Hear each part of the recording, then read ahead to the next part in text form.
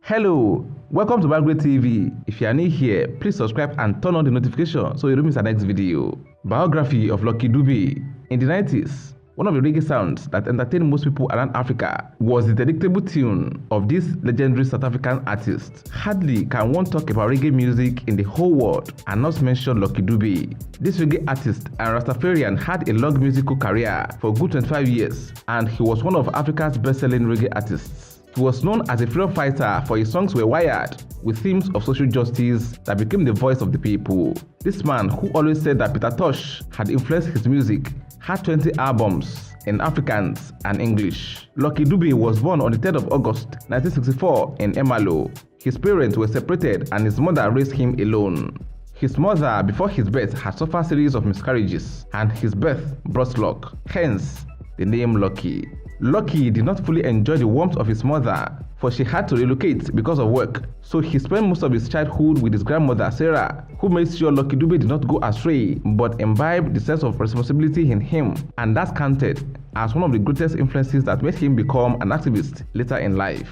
Lucky wanted to help his family financially, and he took up a job as a gardener, but as time went on, he noticed that his earnings could barely feed a soul, not to talk of a family. He then sought for a better solution, and going to school seemed to be the only sensible thing at that time. In school, the love he had for music made him join the choir, and he made friends who shared the same passion.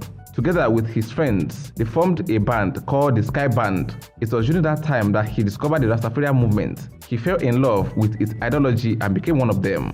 Clocking 18, he was urged to join his cousin's band, the Love Brothers, playing Zulu pop music known as Mbankaga. To support his music ambition and family, he worked as a guard for Hole and Coke at the car auctions in Midrand. Their band started making waves and drawing attention from investors. It was this time that the record company under Richard Solomon signed them.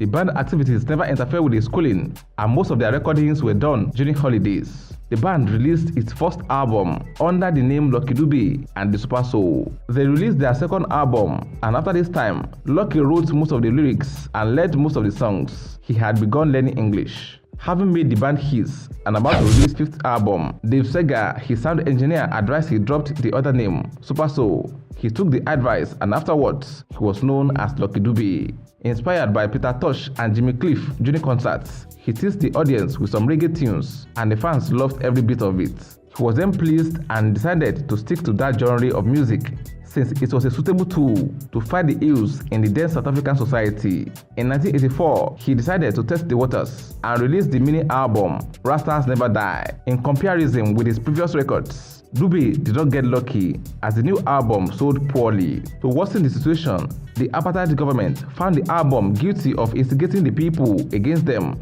so it was banned. None of those discouraged Lucky Dube, who stuck to this genre.